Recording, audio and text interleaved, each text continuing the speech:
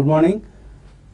Exide life insurance సమర్పిస్తున్న business breakfast షోకి స్వాగతం. ఏషియన్ మార్కెట్స్లో ఒక మిక్స్డ్ ట్రెండ్ కనిపిస్తుంది. జపనీస్ ఇండెక్స్ నికై నిన్నట్లాగానే వాళ్ళు కూడా లాభాలు ట్రేడ్ అవుతుంటే కొన్ని ఇండిసెస్లో మనం నష్టాలు గమనిస్తున్నాం. And last night US markets పాజిటివ్గా క్లోజ్ అయ్యాయి. డౌ జోన్స్ 0.3% పెరిగింది. S&P 500 అలాగే నాస్డాక్ రెండు కూడా 0.4% పెరిగాయి. ఇక డౌ జోన్స్ మళ్ళీ 150 పాయింట్ల చేరువకు వచ్చింది. 20,000 మార్కును తాకేందుకు. డాలర్ ఇండెక్స్ యాజ్ యూజువల్ స్ట్రాంగ్గా ఉంది, చాలా స్ట్రాంగ్గా ఉంది. 14-year హైస్ దగ్గర 103 పైన కనిపిస్తుంది. అలాగే SGX నిఫ్టీ మాత్రం మన మార్కెట్ సంబంధించి ఒక స్లైట్లీ వీక్ ఓపెనింగ్ 8174 దగ్గర 7 పాయింట్ల నష్టంతో ట్రేడ్ అవుతోంది. అండ్ మన మార్కెట్స్ చాలా వోల్టైల్గా ట్రేడ్ అవుతున్న సమయం ఇది. 8080 8220 ఈ రేంజ్లో స్ట్రక్ అయింది నిఫ్టీ. ఈ లెవెల్స్ కనుక బ్రేక్ చేసి either lower side or upper side వెళ్ళగలిగితేనే నిఫ్టీకి మనం ఒక బ్రేక్అవుట్ చూస్తాం. అదర్వైజ్ ఈ రేంజ్లోనే మరికొంతకాలం కొనసాగే అవకాశం కనిపిస్తుంది. అండ్ డాలర్తో రూపాయి నిన్న 67.87 దగ్గర క్లోజ్ కావడం చూసాం. సో మార్కెట్స్లో ప్రధానంగా మనకు కనిపిస్తున్నది ల్యాక్ ఆఫ్ లీడర్షిప్. ఈవెన్ ప్రస్తుతానికి స్ట్రాంగ్గా కనిపిస్తున్న ఇన్ఫోసిస్, రిలయన్స్ లాంటి స్టాక్స్లో కూడా మనం అంతగా ఎక్కువ బయింగ్ మనం చూడటం లేదు. అండ్ FIS సెల్లింగ్ కొనసాగుతుంది. లాస్ట్ 2 డేస్లో 1200 crores వర్త్ స్టాక్స్ వాళ్ళు సెల్ చేయడం చూసాం. అండ్ ఇండెక్స్ ఫీచర్స్లో కూడా 1500 crores వర్త్ స్టాక్స్ నేను వాళ్ళు సెల్ చేయడం చూసాం. Long positions unwinding. In fact it is not selling but it's unwinding of long positions. So calls cell చేస్తున్నారు, పుట్స్ కొంటున్నారు. ఓవరాల్గా ఒక బేరిష్ ధోరణి మనకు FISలో కనిపిస్తుంది. సో షార్ట్ టర్మ్ అవుట్లుక్ ఇంత ముందు కూడా మనం అనుకుంటున్నాం పదే మార్కెట్ సంబంధించి నెగిటివ్గానే ఉంది. అండ్ కొంత స్టాక్ స్పెసిఫిక్ యాక్షన్ మాత్రం కనిపిస్తుంది. ఫర్ ఇన్స్టెన్స్ నిన్న కూడా మనం చూసాం IFCI 8% పెరిగింది. అలాగే హ్యాత్వే కేబుల్స్ 13% తగ్గింది. అండ్ ఇంద్రప్రస్థ గ్యాస్ పెరగడం చూసాం. ఇలా కొంత స్టాక్ స్పెసిఫిక్ యాక్షన్ మాత్రం మనం గమనిస్తూ ఉన్నాం. అదర్వైజ్ మార్కెట్స్లో ప్రస్తుతం అంతా డిమానిటైజేషన్. ప్రధానంగా బ్యాంక్స్ సంబంధించి రకరకాల వార్తలు మనం వింటూ వస్తున్నాం. ప్రభుత్వం ఒక మహోన్నతమైన ఉద్దేశంతో ఈ పని ప్రారంభించింది. డిమానిటైజేషన్ అనే ఒక మహాయజ్ఞాన్ని ప్రారంభించింది. దానికి అన్ని వర్గాలు సంపూర్ణంగా సహకరించాల్సిన తరుణం ఇది. అది అపోజిషన్ కావచ్చు, రూలింగ్ పార్టీ కావచ్చు, ఆర్ సొసైటీలోని విభిన్న వర్గాలు కావచ్చు, బ్యాంక్స్ ప్రధానంగా. బట్ మనం చూస్తున్నాం బ్యాంక్స్లో భారతీయుల్లోనే బహుశా ఈ సంకుచిత ధోరణి కనిపిస్తూ ఉంటుంది మనకు. సో ప్రభుత్వం చేసే పనికి సహకరించకపోయినా పర్వాలేదు, కానీ వీళ్ళు దాన్ని వెనక్కి లాగే ప్రయత్నం చేస్తూ ఉంటాం మనం. సో ప్రస్తుతం బ్యాంకర్లు చేస్తున్న పని కూడా అది. రకరకాల బ్యాంక్స్, ఇంతకుముందు మనం PSU బ్యాంక్స్లోనే ఎక్కువగా స్కామ్లు జరుగుతాయి, లోన్లు అవినీతి అక్రమాలు చోటు చేసుకుంటాయి అనుకుంటూ ఉండేవాళ్ళం. ఇప్పుడు ప్రైవేట్ సెక్టర్ బ్యాంక్స్ కూడా ఇది పాకింది. So HDFC bank, Axis bank, ఇలా రకరకాల పేర్లు వింటున్నాం మనం రోజు. నేను కూడా యాక్సిస్ బ్యాంక్ సంబంధించి 24 మంది ఉద్యోగుల్ని ఆ బ్యాంక్ సస్పెండ్ చేసింది. నోయిడాలో ఉన్న ఒక బ్రాంచ్లో లో ఇన్కమ్ వర్కర్స్ అకౌంట్స్లోకి 60 కోట్ల రూపాయలు వచ్చి చేరింది. సో ఈ కరెన్సీ ఎక్స్చేంజ్ ఏదైతే ఉందో ఓల్డ్ నోట్స్ని ఇచ్చేసి న్యూ నోట్స్ ఇచ్చే విధానంలో చాలా చాలా చోటు చేసుకుంటున్నాయి. ఒక్కో చోట 20%, 30% తీసుకొని డబ్బులు ఇస్తున్నారు. పాత నోట్ల స్థానంలో కొత్త నోట్లు అన్న వార్తలు మనం చూస్తూ ఉన్నాం. ఇది యాక్సిస్ బ్యాంక్ కూడా బాగా ఎక్కువగా చేరినట్లుగా ఉంది. యాక్సిస్ బ్యాంక్ స్టాఫ్ ఇప్పుడు వచ్చింది. ఇక ఇంతకు మించిన అవకాశం మళ్ళీ ఎప్పటికీ రాదు. ఇదే ఒక సువర్ణ అవకాశం అన్న పద్ధతిలో చేస్తున్నారు. బట్ ఆఫ్ కోర్స్ బ్యాంక్ సంబంధించి రకరకాల వార్తలు, రూమర్స్ వచ్చాయి. నిన్న ఒక దశలో 12 గంటల ప్రాంతంలో యాక్సిస్ బ్యాంక్ స్టాక్ ఆల్మోస్ట్ ఇలా వెర్టికల్గా పడిపోయింది. ఎందుకంటే బ్యాంక్ లైసెన్స్ క్యాన్సిల్ చేస్తున్నారన్న వదంతులు వచ్చాయి. సో పేర్ కార్టెల్స్ ఇటువంటి వదంతుల్ని వ్యాపం చేస్తూ ఉంటారు. బట్ అటువంటి వార్తల్ని మార్కెట్స్లో ఎస్పెషల్లీ మనం నమ్మొద్దు. ఎందుకంటే ఇది లైసెన్స్ రాజు కాదు. RBI అంత ఈజీగా బ్యాంక్ లైసెన్స్లు, ఎందుకంటే స్టాఫ్ ఎక్కడో చేసే అక్రమాల కోసం బ్యాంక్ లైసెన్స్ని క్యాన్సిల్ చేయరు. ఈ అంశాన్ని మనం గుర్తుంచుకోవాలి. But at the same time bank management కూడా కస్టమర్ల విశ్వాసాన్ని కోల్పోకుండా ఉద్యోగుల్ని నియంత్రణలో పెట్టాల్సిన అవసరం ఉంది. సో రిస్క్ కంట్రోల్స్ పాటించాలి బ్యాంక్స్. అది యాక్సిస్ కావచ్చు, ఆంధ్ర బ్యాంక్ కావచ్చు, మరొక బ్యాంక్ కావచ్చు. బట్ ఎందుకంటే ఇవాళ కస్టమర్స్కి బోల్డ్ అంత ఛాయిస్ ఉంది. ఏ బ్యాంక్ స్టాఫ్ అయితే తమకు మంచి సర్వీస్ని అందిస్తున్నారో, ఎక్కడైతే కరప్షన్ తక్కువగా ఉందనుకుంటున్నారో అటువంటి బ్యాంక్స్కి వెళ్ళిపోతారు ఆటోమేటిక్గా. సో ఒక బ్యాంక్ నుంచి ఇంకో బ్యాంక్ వెళ్ళడం చాలా ఈజీ ఇప్పుడు. సో ఇఫ్ కస్టమర్స్ కాన్ఫిడెన్స్ కనుక బ్యాంకర్స్ కోల్పోతే వాళ్ళ బ్యాంకే నష్టం. తద్వారా చివరికి వాళ్ళకు కూడా ఇంక్రిమెంట్లు రావు అండ్ సస్పెన్షన్లు గురవుతూ ఉంటారు. ఇలా రకరకాల పరిణామాలు ఎదురవుతాయి. So bankers be careful. Maybe లాకర్లోకి అసలు ఎట్లా డబ్బు వస్తుంది, ఎట్లా చేరుతుంది, ఎవరెవరు ఏ విధమైన అక్రమాలకు పాల్పడుతున్నారు, వీటన్నిటి మీద విజిలెన్స్ డిపార్ట్మెంట్స్కి మీ అంతటి మీరే సమాచారం అందిస్తే దేశానికి మేలు చేసిన వాళ్ళు అవుతారు, సమాజానికి మేలు చేసిన వాళ్ళు అవుతారు. సో బట్ మార్కెట్స్లో మాత్రం మనం don't believe these rumours that ఆ బ్యాంక్ లైసెన్స్ క్యాన్సిల్ అవుతుంది లేదా ఈ బ్యాంక్ లైసెన్స్ క్యాన్సిల్ అవుతుంది అంటూ. అండ్ ఇటువంటి రూమర్స్ వచ్చినప్పుడు ఆ బ్యాంక్ స్టాక్స్ని కొనుక్కోవడం కూడా మంచిదే. So that is what I wanted to say this morning. Markets పరిస్థితి గురించి మాట్లాడేందుకు మనతో అనలిస్ట్ సిద్ధంగా ఉన్నారు. సో మార్కెట్స్లో ఒక ల్యాక్ ఆఫ్ లీడర్షిప్ మనకు కనిపిస్తుంది. ఏ సెక్టర్ కూడా మార్కెట్స్ని ఐదర్ సైడ్, డౌన్ సైడ్ అయినా సరే అప్పర్ సైడ్ అయినా సరే చేర్చలేని పరిస్థితి కనిపిస్తుంది. ఇంకా ఎంతకాలం కొనసాగుతుంది ఈ పరిస్థితి? ఐ థింక్ నిన్నటి ప్రాబ్లీ మార్కెట్ చార్ట్ ప్యాటర్న్ చూస్తే కనుక వీక్ సెక్టర్స్ ఏవైతే ఉన్నాయో ప్రాబ్లీ కొద్ది అప్ ట్రెండ్ కి పుష్ చేయడానికి అటెంప్ట్ చేసిందండి. సో టెక్నాలజీ స్పేస్ లో ఎస్పెషల్లీ ప్రాబ్లీ నిన్న కూడా మనం ఆల్రెడీ 1.5% అప్ రావటం చూసాం. సో ఈ నేపథ్యంలో ప్రాబ్లీ మార్కెట్ అనేది ఒక డైరెక్షన్ లెస్ గానే ఉందని చెప్పొచ్చు. ఓన్లీ థింగ్ ఏంటంటే 82.74 ఏదైతే మొన్నటి స్వింగ్ హై ఉందో ప్రాబ్లీ అది బ్రేక్ అవుతేనే మేబీ ఫ్రెష్ అప్ ట్రెండ్ కి ఛాన్స్ ఉంటుంది. అండ్ మొన్నటి స్వింగ్ లో ఏదైతే ఉందో 8056 మేబీ అది కిందకు వస్తేనే అక్కడ నుంచి మేబీ డౌన్ సైడ్ ఒక 50 to 70 పాయింట్స్కి వెళ్ళే ఛాన్స్ ఉంది. బట్ ఈ స్టేజ్ లో I think we are struck in the range అని చెప్పొచ్చు. 8125 మనకి 20-day మూవింగ్ యావరేజ్, అదేవిధంగా 8216 మనకి 200-day మూవింగ్ యావరేజ్. సో ఈ రేంజ్ లోనే స్ట్రక్ అయినట్టు కనిపిస్తుంది for the last couple of days. So ఈ రేంజ్ నుంచి బయటకు వస్తే కనుక about 50 to 70 points up or down move ఉంటుంది. అండ్ మనకి క్లియర్ బ్రేక్అవుట్స్ అనేది ఇప్పుడే మీరు అన్నట్టు రావట్లేదు. ఇన్ఫాక్ట్ మనకి రిలయన్స్ లాంటి స్టాక్ లో ఇంత పెద్ద అప్పు వచ్చినా కూడా నిన్న రిలయన్స్ క్యాపిటల్ ఈ స్టాక్స్ కూడా కొద్దిగా పెరగటం చూసాం. హైబీటా స్టాక్స్ అంటాం వీటిలో వచ్చినప్పటికీ నిఫ్టీ అండర్ పర్ఫార్మ్ చేయడం చూసాం. మేబీ బ్యాంక్ నిఫ్టీ నిన్న థర్స్డే కాబట్టి ప్రాబ్లీ వీక్లీ క్లోజింగ్ వల్ల కొద్ది షార్ట్ కవరింగ్ తో పెరిగిందని అనిపిస్తుంది. అదర్వైజ్ ఓవరాల్ మార్కెట్ కొద్ది sideways and no trading zone లోనే ఉందని చెప్పొచ్చు. బ్యాంక్ నిఫ్టీ చూస్తే కనుక ప్రాబ్లీ మనకి నేరో అయిపోవడం చూస్తున్నాం అండి మూవింగ్ యావరేజెస్. ఇన్ఫాక్ట్ ఇంతకుముందు 200-day మూవింగ్ యావరేజ్ 17,600 దగ్గర ఉండేది. అదేవిధంగా 20-day మూవింగ్ యావరేజ్ 18,800. అంటే 1000 పాయింట్స్ ఉన్న రేంజ్ ఇప్పుడు నేరో రావడం చూస్తున్నాం కొంచెం. ఈ స్టేజ్ లో మనకి 17,953 200-day మూవింగ్ యావరేజ్, అదేవిధంగా 20-day మూవింగ్ యావరేజ్ 18,448 దగ్గర ఉంది. సో ఇలా నేరో కంప్రెస్ అయినప్పుడు జనరలీ ప్రాబ్లీ మార్కెట్ కొద్ది సైడ్ వేస్ నుంచి మేబీ కొద్ది డౌన్ ట్రెండ్ అనే మనకి సూచనలు ఇస్తుంటుంది. ఏదైనప్పటికీ మొన్నటి స్వింగ్ హై 18,739 ప్రాబ్లీ అది దాటితేనే ఫ్రెష్ అప్ ట్రెండ్ ఉండే ఛాన్స్ ఉంది. అదేవిధంగా మొన్నటి స్వింగ్ లో ఏదైతే ఉందో 17,952, so almost close to 200-day moving average కింద బ్రేక్ అవుతేనే మేబీ ఫ్రెష్ సెల్లింగ్ ఉండే ఛాన్స్ ఎక్కువ ఉంది. సో ట్రేడర్స్ ఎటువంటి సలహా ఇస్తున్నారు ఈ ఉదయం? మార్కెట్స్ లో అంటే చాలా వోల్టాలిటీ అనేది, మరి ముఖ్యంగా డే వోల్టాలిటీ నిన్న కూడా అనుకున్నామండి. కాబట్టి ట్రేడింగ్ పరంగా ఎగ్జాక్ట్ గా మనం ఇవి బై చేయండి ఇవి సెల్ చేయమని చెప్పలేని పరిస్థితిలో ఉంది మార్కెట్స్. ఒక క్లియర్ డైరెక్షన్ వన్ సైడెడ్ అనేది ఉండలేదు. ఈవెన్ ఒక రోజులోనే ఒక 5 to 6 times పైకి వెళ్ళాము కిందకి వెళ్ళాముంది. కాబట్టి ఈ రోజు కూడా సేమ్ అదే విధమైన ట్రెండ్ ఉంటుంది. ఏదైనా కూడా మార్కెట్స్ లో కొంచెం ఇప్పుడు డే ట్రేడర్స్ మాత్రం కొంచెం దూరంగానే కొంచెం మార్కెట్ స్టేబుల్ అయినాకే మళ్ళీ రీఎంటర్ కమ్మని చెప్తాను. అయితే షార్ట్ టర్మ్ కి టైటాన్ ఎవరి ర్యాలీలో సెల్ చేయమంటాను. 300 బిలో రావడానికి అవకాశం కనపడుతుంది. 324 ఆ లెవెల్లో స్టాప్ లాస్ పెట్టుకోమని చెప్తాను. అదేవిధంగా ఈవెన్ దివి ల్యాబ్స్ ని కూడా నిన్నటి కూడా సెల్ కాల్ ఇవ్వడం జరిగింది. దాన్ని కూడా పొజిషనల్ ట్రేడర్స్ ర్యాలీస్ వచ్చినప్పుడు కూడా సెల్ చేయొచ్చు. ఇంకా బయింగ్ విషయానికి వస్తే ఐటీ స్టాక్స్ వైపు వెళ్ళమంటాను. నిన్న కూడా మనం ఆ ఇన్ఫోసిస్ లాంటి స్టాక్ ని ఎవరి డిప్లో కూడా బై చేసుకోవచ్చు.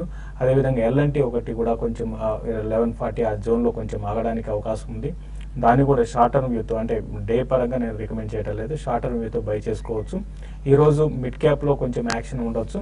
అయితే ఎఫ్ఐస్ గా చూసుకుంటేనే కంటిన్యూగా నిన్నటి రోజు హైయే సెల్లింగ్ చూసాం. చాలా రోజుల తర్వాత 1500 crores ఫ్యూచర్స్ లో, అంటే లాంగ్స్ అన్వైండింగ్ ఎక్కువ కనపడింది నిన్న. కాబట్టి ఇక్కడ నుంచి మార్కెట్స్ ఒక అప్ సైడ్ అనేది చాలా లిమిటెడ్గా ఉంటుంది. బట్ ఈ రోజు కొంచెం షార్ట్ కవరింగ్ కూడా వచ్చి మార్కెట్ కొంచెం ఈరోజు పెరగచ్చేమో. బట్ రానున్న రోజుల్లో మాత్రం మార్కెట్ ఒక క్లియర్గా ఒక అప్ సైడ్ ఒక లిమిట్ ఉంటుంది. కాబట్టి ర్యాలీస్లో సెల్ చేసి మళ్ళీ 8050 ఆ లెవెల్స్కి వస్తే మళ్ళీ బై చేసుకోవడం అట్లా ఉంటుంది ఇప్పుడున్న పరిస్థితుల్లో ట్రెండ్.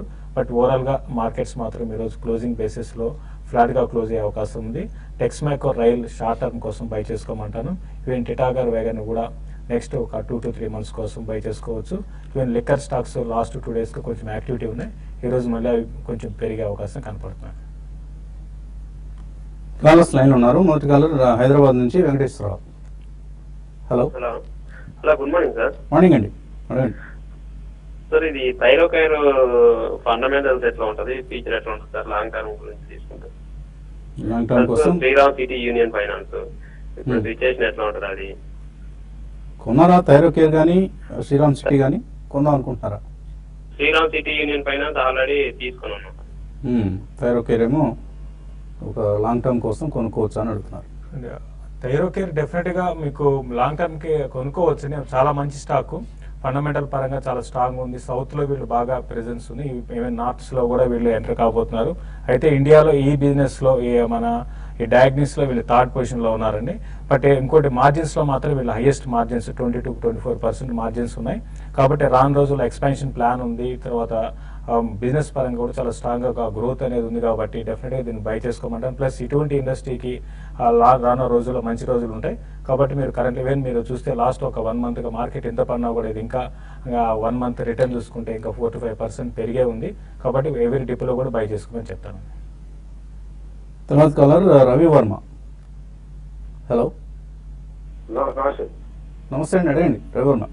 యాక్సిస్ బ్యాంక్ కి బై ఏ రేట్ లో బై చేస్తారు? బ్యాక్ న్యూస్ వస్తే బై చేయమంటారు సార్, ఏ గ్రూప్?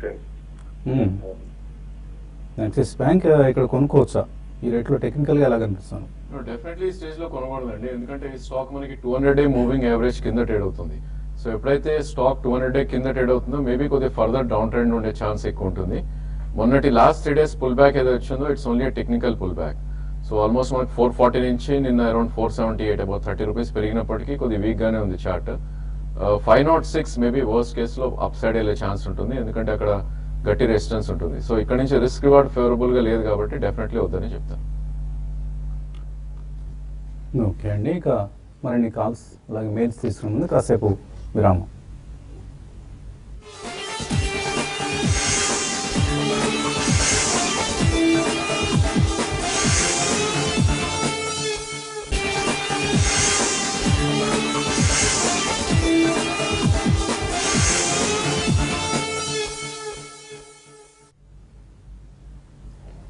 ఎక్సైడ్ లైఫ్ ఇన్సూరెన్స్ సమర్పిస్తున్న బిజినెస్ బ్రేక్ఫాస్ట్ తిరిగి స్వాగతం. తర్వాత కాలర్ లైన్ ఉన్నారు, విజయవాడ నుంచి ప్రసాద్. సార్ నేను ఈ నెలది బజాజ్ ఫైనాన్స్ షార్ట్ కొట్టానండి, లాట్ ఓపి 840 రూపాయల్లోనండి. నిన్న మార్కెట్ పడినా కూడా అది పెరిగింది, ఇది హోల్డ్ చేసుకోవచ్చు అంటారండి, ఎగ్జిట్ అయిపోమంటారు? బజాజ్ ఫైనాన్స్ లోవర్ లెవెల్స్ లో కొట్టారండి షార్ట్, ఏం చేయాలి? యా, ప్రాబ్లీ ఇక్కడ మీరు స్టాప్ లాస్ పెట్టి హోల్డ్ చేయండి ఈ స్టేజ్ లో, ఎందుకంటే కొద్ది హై బీటా స్టాక్ ఇది, మూమెంట్స్ కూడా కొద్ది స్విఫ్ట్ గా ఉంటాయి. సో మొన్నటి స్వింగ్ హై ఏదైతే ఉందో 878 అబౌవ్ క్లోజింగ్ లో మీరు స్టాప్ లాస్ పెట్టుకోవాలి. కరెంట్ మార్కెట్ 853 ఉంది. సో ఇక్కడ నుంచి 20-25 రూపీస్ అప్ సైడ్ మీరు స్టాప్ లాస్ పెట్టుకుని హోల్డ్ చేయండి. ఇన్ కేస్ 3 day లో ఏదైతే ఉందో 805 అది బ్రేక్ అయిందంటే మొన్నటి స్వింగ్ లో 760 దాకా వచ్చే ఛాన్స్ ఉంది. డెఫినెట్లీ రిస్క్ టు రివార్డ్ ఈ స్టేజ్ లో కొద్దిగా ఎక్కువనే ఉందండి. మీకు రిస్క్ 25 రూపీస్ ఉంటే రివార్డ్ అబౌట్ 50 రూపీస్ ఉంది, కాబట్టి డెఫినెట్లీ స్టాప్ లాస్ తోటి హోల్డ్ చేయమని చెప్తాను. తర్వాత కాలర్ రాజమండ్రి నుంచి వెంకట్. హలో, హలో, అడగండి Venkat. Good morning sir, Vasanth గారు. మార్నింగ్ అండి. సార్ నా ఇప్పుడు షేర్స్ అంటే ఇయర్లీ 2 lakhs కొనొచ్చా సార్, ఇంక ఎక్కువ కొనొచ్చా సార్? అంటే ఇన్కమ్ ట్యాక్స్ ప్రాబ్లం అని అంటున్నారు. ఏముండదండి, హలో, మీరు ఎంతైనా కొనుక్కోవచ్చు. ఇన్కమ్ ట్యాక్స్ ప్రాబ్లం అంటే ఎలా, ఏ విధంగా ఇన్కమ్ ట్యాక్స్ ఉంటుంది అనుకుంటున్నారు మీరు? అంటే సార్ ఈ ప్రాబ్లం ఒకటి వచ్చింది అంటే నేను కిరాణా షాప్ లో పనిచేస్తాను సార్. ఓకే, దానివల్ల కొద్దిగా నేను అంటే నేను 1,80,000 రూపాయలు కొన్నాను సార్ ఈ ఇయర్. ఓకే, అవి మీ సేవింగ్స్ నుంచి కొన్నారా? ఏదైనా అదర్ ఇన్కమ్ ఉందా? అదర్ ఇన్కమ్ నా పర్సనల్ ఇన్కమ్ సార్, నాకు వచ్చే దాంట్లో ఏమి ఇబ్బంది ఉండదండి. మీకు వచ్చిన ఇన్కమ్ నుంచి మీరు 100 రూపాయలు వస్తే 100 రూపాయలు కూడా ఇన్వెస్ట్ చేయొచ్చు, ఏమి ఇబ్బంది ఏం లేదు. కాకపోతే ఎప్పుడైనా ఏదైనా ఎంక్వైరీ వచ్చినప్పుడు సోర్స్ ఇది అన్ని మీరు స్పష్టంగా చెప్పగలిగితే మీరు ఎంత ఇన్వెస్ట్ చేసినా, సపోజ్ మీకు 1 కోటి రూపాయలు ఇన్కమ్ వచ్చింది అనుకోండి, 1 కోటి రూపాయలు ఇన్వెస్ట్ చేయొచ్చు, ఎవరికి ఏమి ఇబ్బంది ఉండదు అందులో, ఇన్కమ్ ట్యాక్స్ డిపార్ట్మెంట్కి కానీ వేరే ఎవరికైనా సరే. లేదు మీకు 1,00,000 రూపాయలు ఇన్వెస్ట్మెంట్ ఇన్కమ్ వచ్చి 1 కోటి రూపాయలు ఇన్వెస్ట్ చేశారనుకోండి, అప్పుడు అనుమానాలు వస్తాయి, ఏంటి ఎక్కడి నుంచి వచ్చింది ఈ డబ్బు. సో ఆ అంశాన్ని దృష్టిలో ఉంచుకోండి. మనం మరీ ఎక్కువగా ప్యానిక్ అవుతున్నాం, ఇన్కమ్ ట్యాక్స్ వాళ్ళు మన మీదకి వచ్చేస్తారేమో, ఇప్పుడంతా ఈ డిమానిటైజేషన్ ప్రక్రియలో ఈ అకౌంట్స్లో 2.5 లక్షల కంటే ఎక్కువ ఉండకూడదని ఒక జన్ధన్ అకౌంట్స్లో ఎస్పెషల్లీ. సో ఇటువంటి నియమాలు చూసినప్పుడు కొంతమంది గాబరా పడుతున్నారు. బట్ మనకు వచ్చే ఆదాయానికి, మన ఖర్చుకి, మన ఇన్వెస్ట్మెంట్కి పొంతన ఉంటే ఏ డిపార్ట్మెంట్ కూడా మనల్ని ఏమీ చేయలేదు. Don't worry and don't panic unnecessarily. So ఎక్కువ మందిలో మనం ఈ భయం, ఈ గాబరా గమనిస్తున్నాం. సో ఎవరూ భయపడాల్సిన పని కానీ, ఆందోళన చెందాల్సిన పని కానీ లేదు. మనకు వచ్చే ఇన్కమ్ ఆదాయానికి మించి ఆస్తులుంటే, లేదా ఆదాయానికి మించి ఖర్చులుంటే, ఆదాయానికి మించి ఇన్వెస్ట్మెంట్స్ ఉంటే అప్పుడు మాత్రమే ఇబ్బంది ఎదురవుతుంది. దయచేసి గమనించండి. తర్వాత కాలర్ భాస్కర్ హైదరాబాద్ నుంచి. హలో సార్, వసంత్ గారు, గుడ్ మార్నింగ్ అండి. మార్నింగ్ అండి, అడగండి భాస్కర్. సార్ నేను షేర్స్ లో ఇన్వెస్ట్ చేయాలనుకుంటున్నాను. ఏ షేర్స్ తీసుకుంటే బాగుంటుంది అంటారు సార్? షేర్స్ ఇంతకుముందు పోర్ట్ఫోలియో ఉందా, కొత్తగా వస్తున్నారా? యాక్చువల్లీ నేను ఇప్పుడు ఆంధ్ర బ్యాంక్ కొన్నానండి. బిగినింగ్ ఆఫ్ ద 2003 లో అవే ఉన్నాయండి. ఈ మధ్య డిమాట్ అకౌంట్ ఓపెన్ చేసి అందులో చెప్తానండి. అంత ఐడియా లేదండి నాకు కూడా. యాక్చువల్గా కొత్తగా వస్తున్నట్టే. కొత్తగా వస్తున్నారు కాబట్టి కొద్దిగా మీరు ఏం చేస్తారంటే మొదట్లో ఈ మ్యూచువల్ ఫండ్స్ లో ఇన్వెస్ట్ చేయండి. అవి కొద్దిగా ఎక్స్పర్ట్స్ మేనేజ్ చేసి పెడతారు మన తరపున ఫండ్స్ ని. కాబట్టి మ్యూచువల్ ఫండ్స్ లో ఇన్వెస్ట్ చేయండి. ముందుగా ఒక ఏడాది పాటు మ్యూచువల్ ఫండ్స్ లో మీ పోర్ట్ఫోలియోలో ఆయా పోర్ట్ఫోలియో మేనేజర్స్ ఎటువంటి స్టాక్స్ కొంటున్నారు, పోర్ట్ఫోలియో ఏ విధంగా ఎన్ఏవి మారుతోంది, ఇటువంటి అంశాలని గమనిస్తూ ఉండండి. వీటికి తోడుగా రోజువారీ moneycontrol.com లాంటి సైట్స్, అలాగే మన TV5 అందించే బిజినెస్ ప్రోగ్రామ్స్, ఇవన్నీ చూస్తూ ఉంటే మీకు కొంత అవగాహన ఏర్పడుతుంది. ఆ తర్వాత మాత్రమే, అలాగే పింక్ పేపర్స్ ఉంటాయి, economic times, business standard or business line, ఇటువంటి పేపర్స్ కూడా చదువుతుంటే మనకు అవగాహన పెంపొందుతుంది. ఆ తర్వాతే ఇందులోకి పూర్తి స్థాయిలో మీరు ప్రవేశించండి. అప్పటిదాకా కొద్దిగా మ్యూచువల్ ఫండ్ రూట్లో ఇన్వెస్ట్ చేయండి. మంచి టైమ్స్ ఇవి. మార్కెట్స్ బాగా వాల్యుయేషన్స్ మళ్ళీ కొద్దిగా మనకు అందుబాటులోకి వచ్చిన సమయం కాబట్టి ఈ సమయంలో మీరు తప్పకుండా ఇన్వెస్ట్ చేయండి. But invest through mutual funds and then proceed to direct investments into equities. అది మంచి విధానం అవుతుంది. We wish you all the best for your investment life అండి. తర్వాత కలర్ శ్రీనివాస్ బెంగళూరు నుంచి. హలో హలో శ్రీనివాస్, అడగండి. గుడ్ మార్నింగ్ అండి. మార్నింగ్ అండి. ఇది రిలయన్స్ ఇండస్ట్రీస్ బయటకు వచ్చేద్దారనుకుంటున్నానండి. 10 years నుంచి ఉన్నాను. ఇప్పుడు SML ఇష్యూస్ అని నేను అరవింద్ గారు చెప్పారు నేను మధ్యాహ్నం. దానిలో ఇన్వెస్ట్ చేయొచ్చు అంటారా దీన్ని తీసి? తప్పకుండా చేయొచ్చండి. మంచి కంపెనీ SML ఇష్యూ. ఆటోమొబైల్ రంగంలో విడివిడిగా వేగంగా ఎదుగుతున్న కంపెనీ ఇది. RIL మీరు అన్నట్లుగానే సహనాన్ని పరీక్షిస్తోంది. సో 10 years నుంచి వెయిట్ చేస్తున్నానంటే అసలు అది ఏమీ ఒక్కరికి రాలేదండి. ట్రూ ఎప్పటికప్పుడు ఊరిస్తుంది తప్ప అది పెర్ఫామ్ చేయట్లేదు. అదే మొన్న 1400 వస్తుందని శేషు గారు ఎవరు చెప్పినట్టు గుర్తుండే 2 రోజుల క్రితం. అది ఏమన్నా మళ్ళా అలాగొచ్చే ఛాన్స్ ఉందా? మళ్ళా 2 రోజుల్లో ఏమన్నా? 1400 కాదు, 1500 కాదండి.